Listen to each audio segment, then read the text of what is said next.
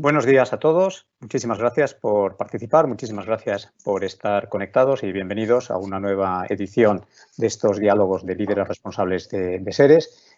Como siempre y como es lógico en SERES, centrados en el impacto social de las empresas, en la conexión entre el progreso económico y el progreso social, con énfasis en lo que estamos viviendo, la época que estamos viviendo y todas esas crisis. Y por eso son tan útiles las reflexiones de los líderes empresariales en voz alta, compartidas, dialogando, ¿no? Que es el propósito de estas sesiones. En la última tuvimos a Andrés Romero de Santa Lucía y a Santiago Aguirre de Sabeles Aguirre Newman y estuvimos hablando de valores, de liderazgo colaborativo, del compromiso con los colectivos vulnerables, de la digitalización, de la responsabilidad asociada al liderazgo, de la importancia de cohesionar equipos, en fin, los temas importantes para estos días, que serán de los que sigamos hablando hoy. Hoy tenemos la suerte de contar con Martín Umarant, cofundador de Globant, y Lorenzo Kuklin, subdirector de Mutua Madrileña, subdirector general de Comunicación, Relaciones Institucionales, RSC, y director general de su fundación. Bueno, ambos, Martín, Lorenzo, bienvenidos, muchísimas gracias por estar hoy aquí con nosotros. Entonces, sin más, si os parece, pasamos y empiezo contigo, Martín, y verás, tocando un tema que es transformación digital. Este es un tema en el que se nos llena la boca porque lo estamos viviendo todos, porque si era una tendencia se ha acelerado enormemente con el COVID y, desde luego, mucha gente ha hablado de transformación digital, pero vosotros sois en esto, yo creo que un interlocutor privilegiado en una compañía. A mí me impresiona ver que nacisteis en el año 2003, que es como decir ayer, que valéis miles de millones, que vuestros productos en estas cuestiones los usan todos los días más de 100.000 personas, que estáis, bueno, te iba a decir triunfando, pero bueno, dejémoslo ahí. Lo cierto es que lleváis años trabajando en transformación digital. Entonces yo te pregunto, ¿qué nuevos modelos de empresa estáis encontrando? ¿Cómo va cambiando esto? Bueno, antes que nada, muchas gracias. Gracias, Francisco. Lorenzo, un placer. La verdad que estamos viendo tiempos súper interesantes para todos aquellos que hace años trabajamos, digamos, del mundo de lo que es, cómo esto fue cambiando el nombre, ¿no? Antes decíamos, trabajamos en software, después en informática, ahora hablamos de digital, ¿no? Siempre, todo lo que hicimos siempre fue digital.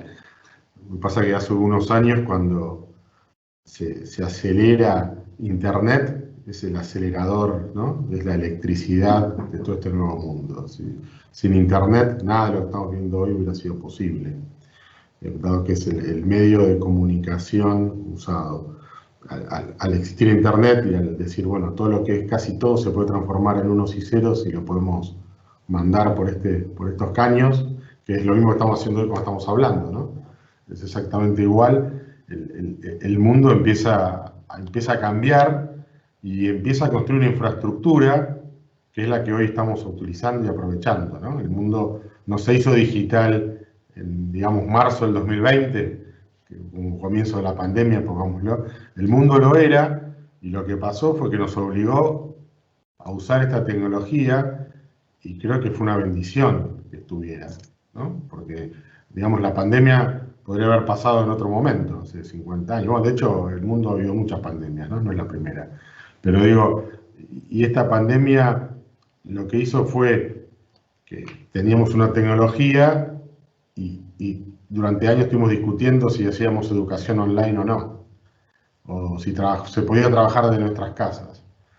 Y la respuesta era que no, o que no era lo mejor. Y bueno, apareció la pandemia y no hubo más remedio que hacerlo. Entonces, digamos, y bendito fue que teníamos la tecnología para usarla. Entonces hoy, digamos, nadie discute, porque lo hemos probado de la forma más dura, que es usarla. Entonces nos dimos cuenta que era factible usarlo, entonces nos estamos educando online. Entonces, los modelos de compañía que disparan esto son los modelos que mejor aprovechan lo que más genera Internet, que es el dato. Hoy las compañías, número uno de las compañías, si uno se fija en New York Stock Exchange, las compañías que más valen en el mundo son todas compañías de datos. O sea, son compañías que utilizan el dato como su materia prima. Y a partir de ahí generan su estrategia. que no es algo nuevo tampoco. O sea, si uno se pone a pensar, al final un banco lo que hizo, o una compañía de seguros, lo que hizo toda la vida fue calcular el riesgo de lo que hacía, de lo que prestaba, de lo que aseguraba en base a datos. Lo que pasa es que Internet permite una cantidad de datos alrededor de lo que pasa, de una dimensión tan pero tan grande, que cambia la forma de pensar. Y acá empieza el tema cultural, que es tan importante como el tecnológico. O sea, bueno, hay un viejo dicho que dice que la cultura se come a la estrategia del desayuno, ¿no? Y creo que nunca más bienvenido que ahora, ¿no? Nunca mejor usado. O sea, las compañías tienen que, por eso hay compañías nuevas, sin nada, que tienen tanto éxito, al menos desde el punto de vista de sus evaluaciones, porque culturalmente son distintas. Entonces, el mercado las percibe como que son las que van a poder aprovechar lo que pasa por encima de muchas otras cosas.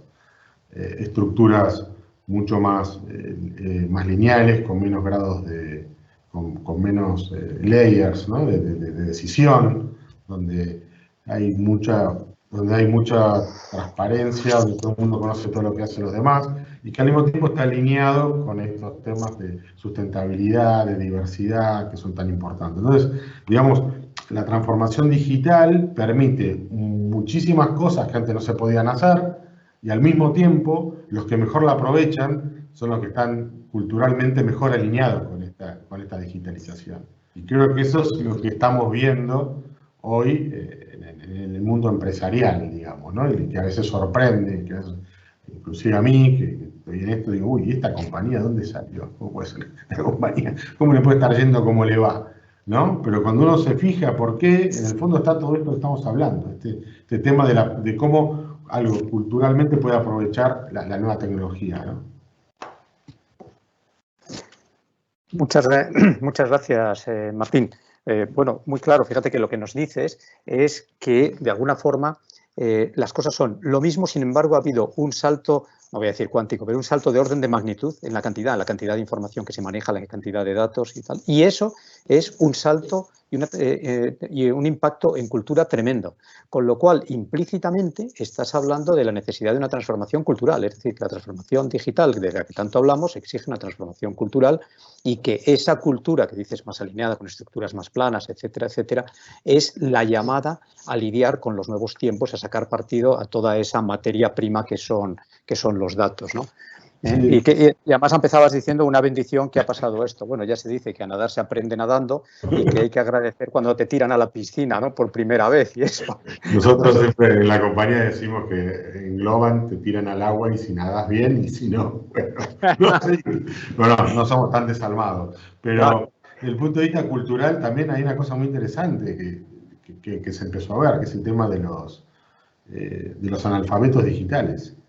Y es un tema muy importante. O sea, hoy tenemos los niños que están aprendiendo, pero los niños ya son digitales ya. No hay que enseñarles nada, ¿no? Hace muchos años Nicolás Negroponte habló de la generación sin manuales. Bueno, hoy ya no saben, hoy ni saben lo que es un manual, no hay manual, no sé ni para qué mandan tanto papel, nadie sabe. Uno creo que lo tira a la caja sin ni siquiera saber que está dentro del manual. Pero además de eso, tenemos a los mayores, a la gente de más de 70 años. Muchos son analfabetos digitales, que les cuesta muchas veces utilizar las herramientas digitales, que no están pensadas para ellos directamente, no eran el público objetivo. Entonces nos encontramos con una gran cantidad de gente que quedó aislada en todo lo que hacía y que necesitaba del medio digital para poder comunicarse con su familia, para poder hablar con el médico, para pagar sus cuentas. Y creo que con lo importante que es hoy la diversidad y la inclusión, es muy importante que nos demos cuenta que los tenemos que volver a educar, porque la vida cada vez es más larga y es muy importante que los eduquemos en esta fase digital. Gracias de nuevo, Martín, por incidir en esto, en la necesidad del reskilling, de la reinvención, de la reeducación, porque estamos obsesionados. Se ha convertido en un mantra, pero es que es importantísimo no dejar a nadie atrás y esto tiene que ver con el compromiso social. Y vosotros, Lorenzo, cuando yo miro vuestra compañía, una de las cosas que veo, yo creo que es común, o sea, que la vemos todos, es una compañía con un compromiso social enorme. Y lo vemos, bueno, de hecho, recuerdo, vosotros recibisteis, por ejemplo, uno de los premios SERES hace no mucho tiempo, precisamente por esto, ¿no? Y veo cómo trabajáis con colectivos vulnerables y además apostáis por la ciencia.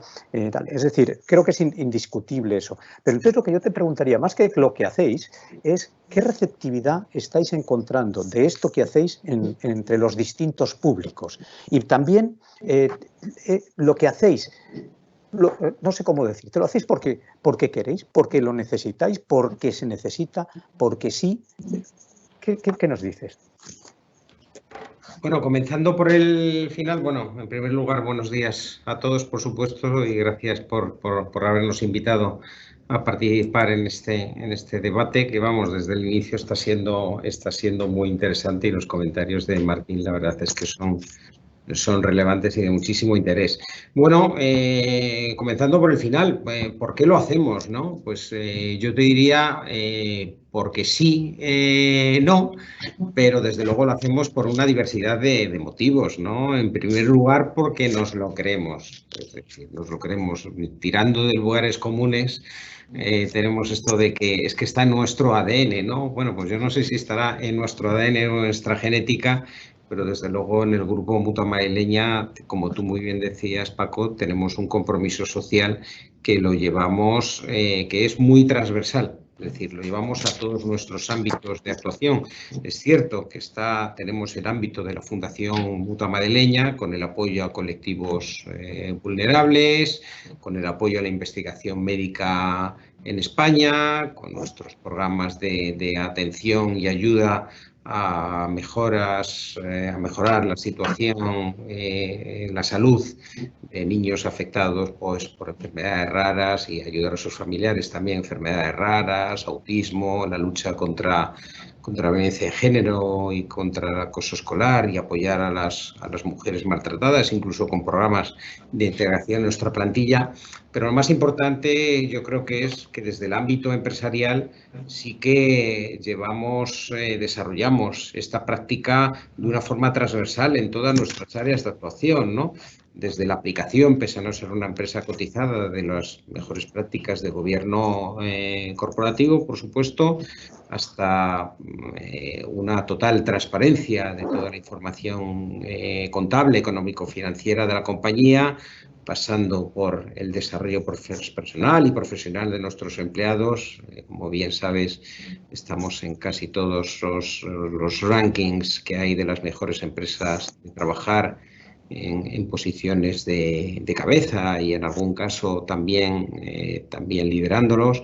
Es decir, todo esto lo desarrollamos porque pensamos que forma parte de nuestra forma de ser.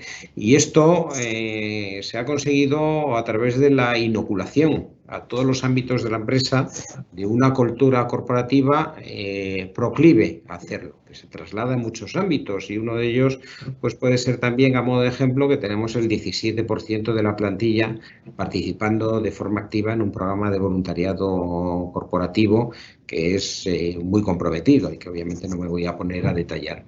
Y ya te diría, para terminar, que desde luego lo hemos conseguido porque hay un presidente y consejero delegado que se lo cree, que tira de la organización, que en todas las oportunidades que tiene de dirigirse a la compañía destaca la importancia, no solamente en una junta general, sino en todas las oportunidades que tenemos de contacto, de comunicación interna de la compañía, dice la importancia que tiene que el Grupo Mutua desarrolle una estrategia de responsabilidad corporativa comprometida, sostenible y estable en el tiempo, ¿no? Yo creo que esa es una condición imprescindible para que la compañía tenga un desarrollo sostenible y estable en el tiempo de su responsabilidad social y de su compromiso social, ¿no?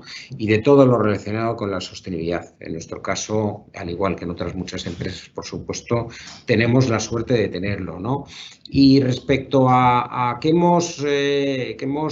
cómo percibimos, ¿no?, que se está recibiendo entre nuestros distintos grupos de interés está este compromiso social que desde luego durante la pandemia que todavía por desgracia tenemos que sufrir, pues nosotros hemos hecho muchísimas cosas, desde ayudar a los proveedores adelantándoles facturación para que no tuviesen que cerrar, hasta ayudando a nuestros clientes que se habían quedado situación de desempleo o autónomos que habían cesado su actividad, pues ayudándole a pagar las pólizas con un sinfín de medidas, ¿no? Ampliando las pólizas dos meses sin coste y luego desde la Fundación apoyando a diferentes colectivos. Y esto sí que lo hemos notado en el ámbito de las redes sociales. Sí que nosotros, que obviamente es un ámbito que es responsabilidad del área de comunicación y que nosotros hacemos seguimiento, sí que hemos constatado un enorme aprecio de nuestros asociados por esta dinámica que hemos emprendido especialmente durante la etapa del coronavirus. Pero yo te diría que quizás en el ámbito donde vemos una mayor satisfacción es en el ámbito de la plantilla, en el ámbito de los empleados, ¿no? Los empleados sí están muy involucrados y al mismo tiempo sí están muy satisfechos y al mismo tiempo reconocen esta política de la compañía como una cualidad y además un orgullo de pertenencia a nuestra organización. Esto es algo que no es que ya sea una opinión, sino que indudablemente en todos los estudios de clima social que hacemos en Mutua cada 2 años queda perfectamente constatado. Muchas gracias, Lorenzo. Fíjate que nos has dicho, continuando con lo que decía Martín, la importancia de la cultura y que la cultura sea proclive, la cultura basada en valores. Dices, nos lo creemos, me parece que eso es fundamental porque de otra manera las cosas no funcionan. La importancia del liderazgo, porque si no existe el ejemplo del liderazgo, esto no, es verdad, no se da. Y después, además, digamos que obras son amores, no buenas razones, es decir, que hay que pasar a la acción para tener impacto y nos hablas del impacto fuera y dentro. Lo cual es uno de los grandes beneficios, siempre hablamos de valor compartido, y es que cuando te estás volcando también consigues beneficios dentro, entre otros, una mayor adhesión y mayor involucración de todos los empleados, mayor identificación y vinculación, ¿no? Bueno, dejadme cambiar de tema entonces. Y Martín, mira, una de las que hablabas de digital, y dice siempre fue digital, bueno, siempre desde hace unas décadas, claro, pero siempre fue digital, etcétera. Y ahora una de las palabras que más usamos, porque es uno de los conceptos más al uso, es la inteligencia artificial. Os he leído yo en un sitio, decía alguno de vosotros, decía la inteligencia artificial es el pilar del futuro de muchas industrias. Nosotros en SERES tenemos un lab que trabajando en los temas de inteligencia artificial desde el punto de vista de impacto, de consideraciones éticas y tal. Y es precisamente sobre lo que te quería preguntar. ¿Cómo veis vosotros la inteligencia artificial, la AI, ética, y qué impacto tendrá en la sociedad y la empresa? Bueno, creo que la inteligencia artificial hoy la vemos como alguna cosa como medio mágica, ¿no? O sea, parece algo de los brujos de la tribu están trabajando con ello, y creo que debería ser mucho más consciente. O sea, debería ser un tema. Creo que es uno de los temas que ningún consejo, ningún directorio de una compañía, un board, puede dejar de abordar sistemáticamente sin saber qué es lo que está haciendo mi compañía en el ámbito de la inteligencia artificial. O sea, es la electricidad del siglo XXI, definitivamente, a una dimensión que es difícil a veces de entender. Creo que a veces el nombre de inteligencia artificial, bueno, es un muy buen nombre, ¿no? Porque, bueno, se pega muy bien, pero bueno, la inteligencia es humana, ¿no? Las máquinas calculan, no piensan. Sin embargo, logran cosas que hace muy difícil separarlos si no están pensando realmente. Entonces ahí empiezan las implicancias éticas, ¿no? Si algo puede pensar, de qué forma se puede utilizar. Creo que nunca hay que olvidar que la inteligencia artificial está hecha por los humanos. Y aunque puede tomar algún tipo de vida propia, ¿no? Los que tenemos cierta edad, todos hablamos de inteligencia artificial y pensamos en Skynet, ¿no? La máquina que toma control del mundo. Pero creo que cuando hicieron los primeros experimentos nucleares también creían que iba, ¿cómo es? La explosión, ¿no? Que no sé dónde iba a terminar, ¿no? O sea, hasta dónde se iba a seguir si no iba a desaparecer el mundo, ¿no? Yo creo que quizás en esto pasa algo parecido, ¿no? Uy, ¿hasta dónde llega? La inteligencia artificial es hecha por humanos, entonces las concepciones éticas tienen que ser las concepciones éticas que nosotros manejamos habitualmente y no pueden ser diferentes, ¿no? No vamos a conseguir una máquina de inteligencia artificial ni para el mal, ni para hacer que los humanos vivamos peor. Entonces, la ética que tenemos las compañías la tenemos que trasladar 100% a lo que nosotros hacemos y desarrollamos. Tampoco creo que debamos que vivir, a veces los títulos, los medios, les gusta el sensacionalismo, ¿no? Bueno, pero si llega uno a un lugar, ¿a quién voy a atropellar? ¿Al peatón o al niño o al abuelo? Bueno, no sé, cuando uno da su examen para conducir no le hacen esa pregunta, ¿no? Digamos, y todos nosotros todos los días conducimos un coche hacia un lugar y todos los días nos podemos encontrar con este dilema ético en el fondo. Sin embargo, no somos juzgados, ni siquiera, no sé si no podríamos ni responderlo, creo yo, ¿no? O sea, es una pregunta, creo que muy cruel para hacerle a alguien. ¿A quién atropellaría? La respuesta a todo sería nadie, ¿no? O sea, la automática. Yo creo que las máquinas, el condimento ético tiene que ser el condimento, la ética de las compañías que diseñamos estas máquinas.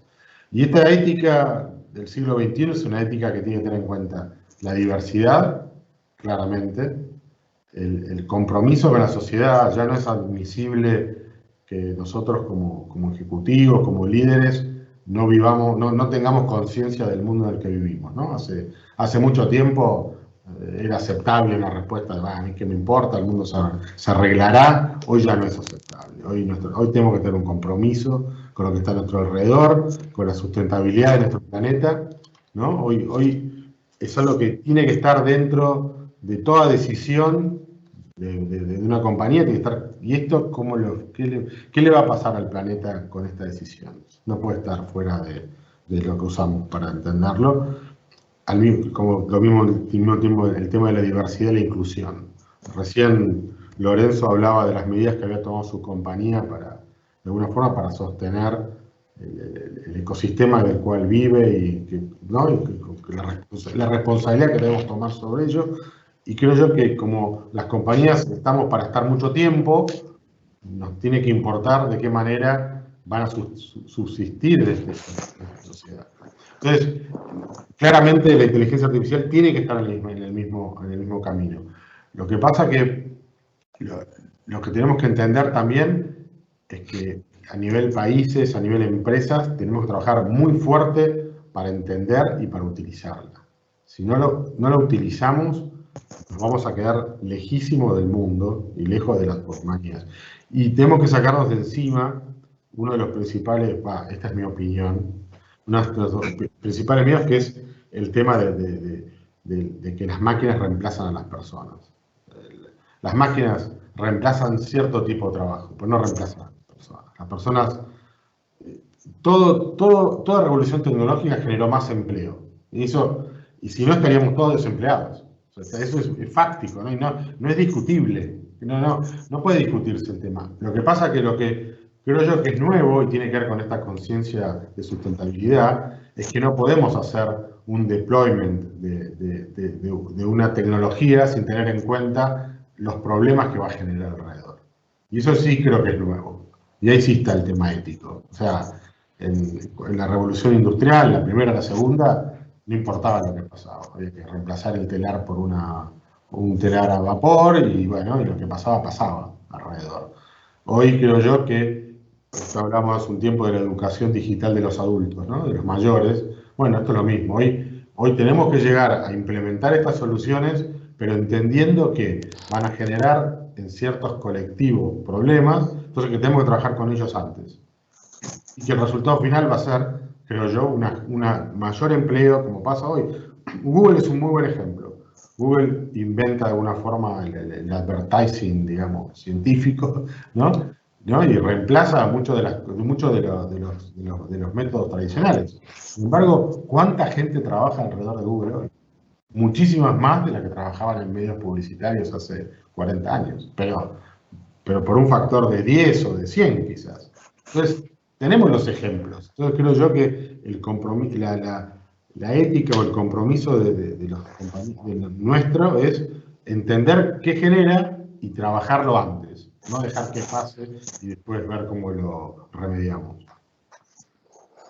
Gracias, Martín, y gracias por recordarnos que esto es poderoso, que hay que utilizarlo, que está hecho por los humanos y por lo tanto lo que tenemos que hacer es llevar todas las consideraciones éticas, como dices, al 100%. Y en el caso de las empresas, considerar las cosas que son importantes. Hablas de la diversidad y el compromiso con la sostenibilidad, es decir, alinearlo con los intereses generales, intereses que van desde el planeta a los colectivos y tal. Y algo muy importante que dices, que con una visión optimista eres consciente, digamos, de los desarreglos que las transiciones generan. Dices, trabajemos antes y trabajemos con esos colectivos que pueden verse o que se verán afectados para precisamente evitar que queden postergados, que queden marginados y evitarse sufrimiento, ¿no? Es decir, un impacto social, aminorar lo que pueda tener impacto negativo, ¿no? Y decías, bueno, nos decía, a ver, estamos hablando entonces de empresas comprometidas y tal, ¿no? Y Lorenzo, una de las cosas que claro, hablamos esto de alinear con la ética y tal y con los intereses generales, y de hecho los mercados parece que están premiando a las empresas comprometidas socialmente, que son más atractivas. Morgan Stanley dice que el 85% de los inversores están interesados en estos criterios y tal, y esto era un número mucho menor, del 70% hace 5 años, ¿no? ¿Este es un modelo consolidado en las empresas? Bueno, yo creo que ya no es una cuestión de que sea un objetivo deseable, ¿no? Sino que es un objetivo necesario. Es que en gran parte las empresas que cotizan en los mercados de valores han de hacerse sostenibles para hacerse atractivas a los inversores. Ya no se trata de seguir las recomendaciones que hace o que hacía Larry Fink, el presidente de BlackRock, que sabéis que es la mayor gestora de fondos del mundo, a los CEOs de las empresas, señalándoles la importancia y el camino de la sostenibilidad, ¿no? Es que ya es una obligación de cumplimiento normativo para todas las sociedades que gestionan fondos, ya sean recursos propios o ya sea fondos de terceros y que han de invertirlos. Ya hay una obligación de cumplimiento normativo, insisto, en las gestoras de fondos de inversión, que tienen que incorporar los criterios ESG a su toma de decisiones en materia de inversión. Es decir, ya no hay opción para hacer otra cosa y tomar ese camino. Ya no basta con que estas empresas sean atractivas por un análisis técnico o por fundamentales.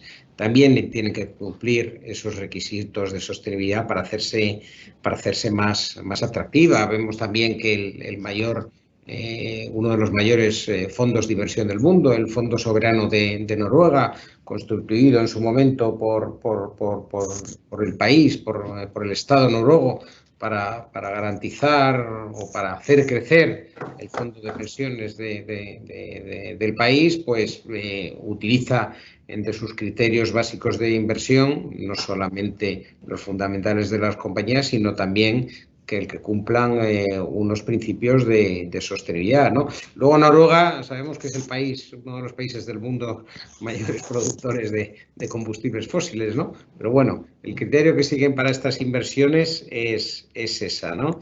Con lo cual, no es ya algo deseable, es que es un requisito imprescindible y va a serlo cada vez más. De todas formas, volvemos a lo de antes, a lo que me hacías en la pregunta anterior, ¿no? ¿Esto hace más atractivas a las empresas? Pues ¿para quién? Las hace más atractivas no solamente para los analistas, para los inversores, las hace atractivas para los clientes. Bueno, hay multitud de estudios dicen que sí, ¿no? En el sector asegurador, pues como sabéis, hay un fenómeno que nació hace ya unos cuantos años en el Reino Unido, que son los comparadores, que la gente se mete y entonces mete las características del vehículo, de la casa, de la moto, de lo que sea, del coche, y las características y salen precios de diferentes compañías, ¿no? Esos comparadores, por desgracia, no valoran no ya la sostenibilidad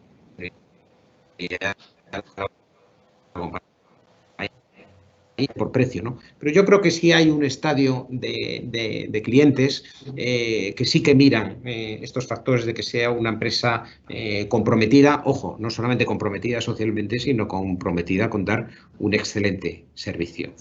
Cuando tú requieras ese servicio, la compañía, y sobre todo si es una aseguradora esté ahí para responderte.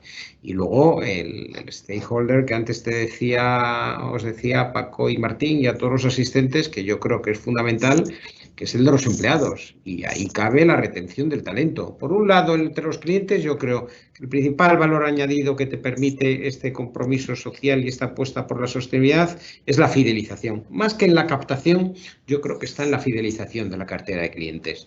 Pero en cambio en los empleados está tanto el tema de la retención del talento como en la retención de nuevo talento. Que en este caso, sobre todo con todo el movimiento de transformación tecnológica o transformación digital que estamos desarrollando las compañías, es crítico ser capaces de atraer talento innovador, formado y, desde luego, presentarles una oferta atractiva que no solamente es retributiva, sino también la gente joven, sobre todo, lo que está mirando más bien es el conjunto de la organización a la que va a trabajar. Si se va a ir a trabajar a una organización que es la estrella de la muerte, pues una organización, por el contrario, que tiene una serie de valores que además los lleva a la práctica. Gracias, Lorenzo. Y además, gracias por hacer un paréntesis en medio de tu disertación para decir, oye, para recordarnos que lo primero que tiene que hacer una compañía es dar un excelente servicio. O sea, es hacer muy bien lo que tiene que hacer. Y que el compromiso crea atractivo, o sea, es imprescindible y crea atractivo y atractividad para todos los stakeholders, y aquí has incluido a los clientes y has incluido algo tan importante como lo que es la atracción y retención del talento, etcétera. Así que muchas gracias, porque yo creo que lo has recorrido todo. Dejadme entonces que encare ya en la recta final con una pregunta para ambos sobre liderazgo. Empiezo contigo, Martín, que tú decías las máquinas, o sea, se reemplazarán trabajos, pero no las personas y tal. Entonces, un poco como introducción, me ha recordado esto una frase de Mauro Guillén, un profesor español en Wharton, que decía hace poco en una entrevista que en una década en nuestro mundo habrá más abuelos que nietos, más divisas que estados y más robots que obreros. Que obreros. Entonces digo porque será un mundo, efectivamente será un mundo muy distinto. Entonces, aquí hablamos siempre de la importancia del propósito de la compañía y de todas estas cosas que estamos diciendo. ¿Cómo debe ser el nuevo líder o el líder responsable en medio de todas estas circunstancias y del mundo que estamos viviendo y vamos a vivir? El líder, creo yo que, como siempre ha sido, es una persona sobre todo muy honesta, ¿no? Honesta, digamos, porque eso permite transmitir mejor lo que uno piensa, y el líder para liderar hay que ser capaz, o sea, el liderazgo mejor es el ejemplo, ¿no? Entonces, para liderar hay que ser capaz de transmitir cosas, y esas cosas, si uno no las siente, son muy difíciles de hacer. El líder con el que nos estamos encontrando tiene que ser un líder que esté comprometido. Por supuesto, hoy Lorenzo y vos, Francisco, hablaban del tema del compromiso con el servicio, ¿no? Con lo que hace la compañía. Con la sustentabilidad de la compañía en la cual dirige, tiene que estar comprometido 100%. Lo que pasa es que en esta sustentabilidad cada vez hay más factores que tener en cuenta. Entonces, creo que hace mucho tiempo nadie se ocupaba de la diversidad de su compañía. Y hoy es un factor que pasa a ser vital. O sea, si no, en Globant hace varios años creamos un programa que se llama Be Kind, ¿no? Sea amable, ¿no? Entonces como la compañía es muy global, usamos el inglés como lengua franca, digamos, ¿no? Entonces el Be Kind es ser amable. ¿Be Kind con qué? ser amable con el que trabaja contigo, ser amable con el cliente, ser amable con la sociedad en la que vivimos, ser amable con el planeta.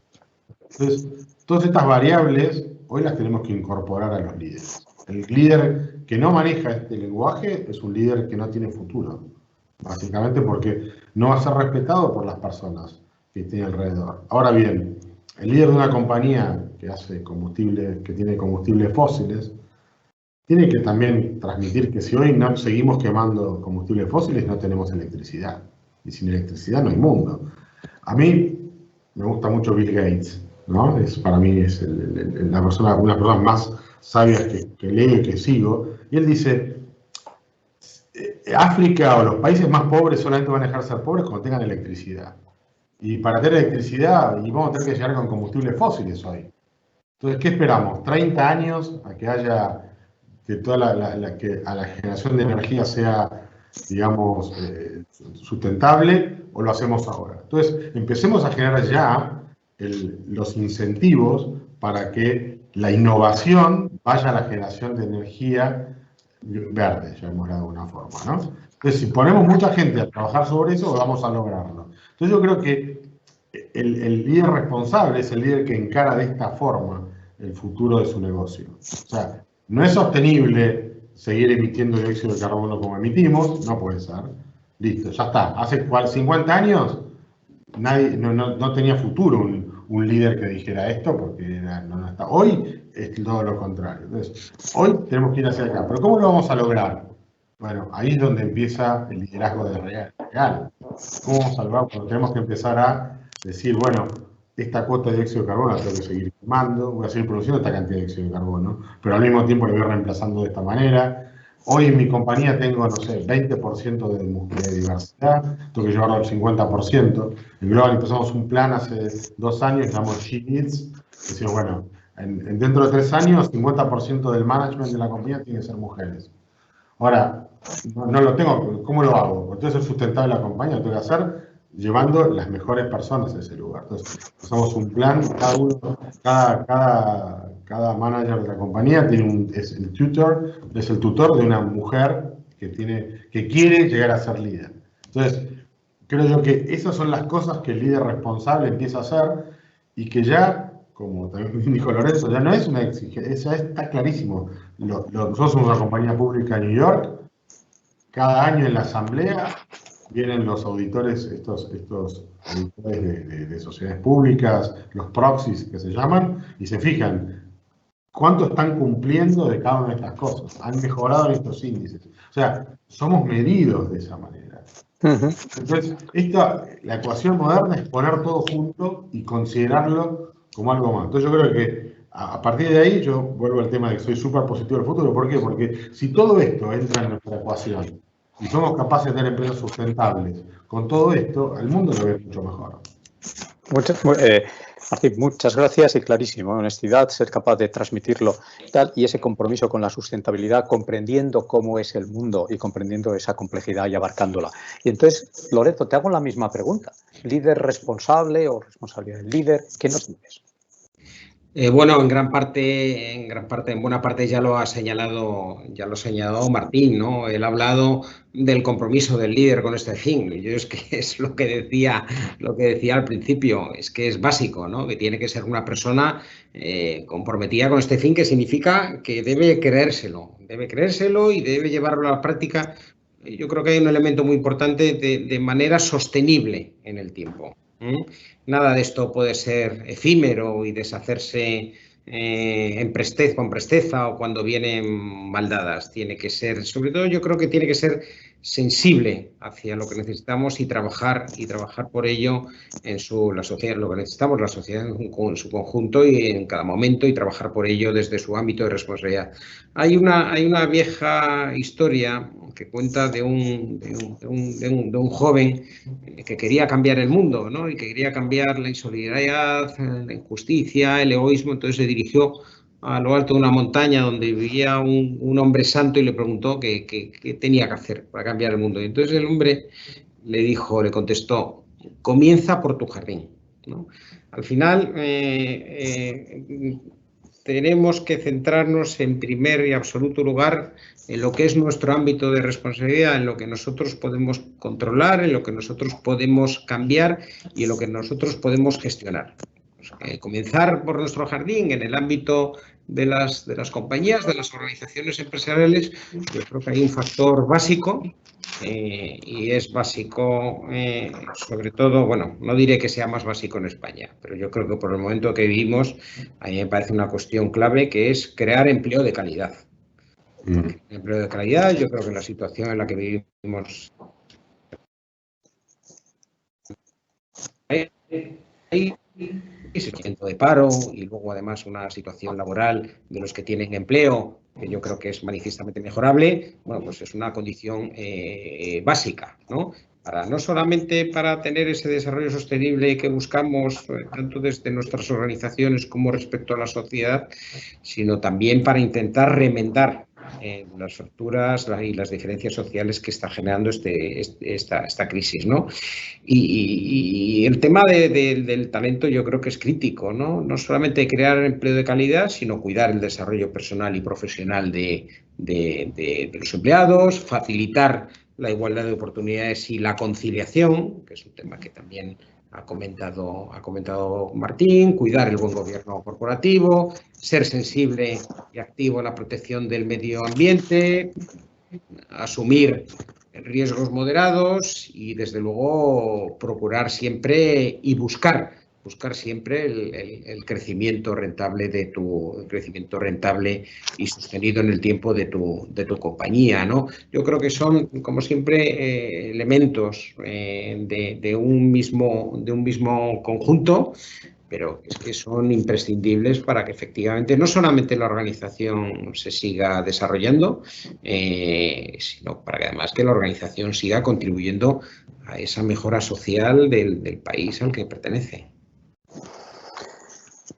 Muchas gracias, Lorenzo. Y veo un alineamiento absoluto sobre la importancia de la honestidad, de creerse la autenticidad y tal.